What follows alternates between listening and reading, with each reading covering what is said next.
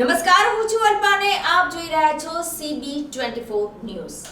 ગુજરાત સહિત સમગ્ર ભારતમાં સાયબર ક્રાઇમની ઘટનાઓ વધતી જાય છે, ત્યારે અમદાવાદના નિવૃત્ત CA સાથે રૂપિયા 1.97 કરોડની ઠગાઈ થઈ છે। અમદાવાદના નિવૃત્ત CA સાથે 1.97 કરોડની ઠગાઈ થઈ છે, જેમાં આરોપી દ્વારા શેર બજારમાં નફાની લાલચ આપી 1.97 કરોડની છેતરપિંડી કરાઈ છે।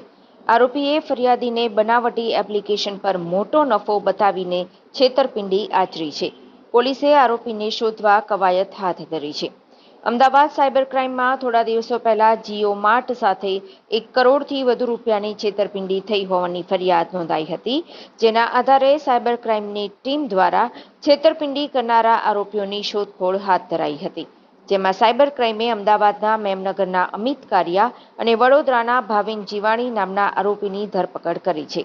સાયબર ક્રાઇમે બંને આરોપીઓ પાસેથી 36 sim card, 12 mobile phone, computer, laptop, router, credit card સહિત 43,000નો મુદ્દામાલ કબજે કર્યો છે।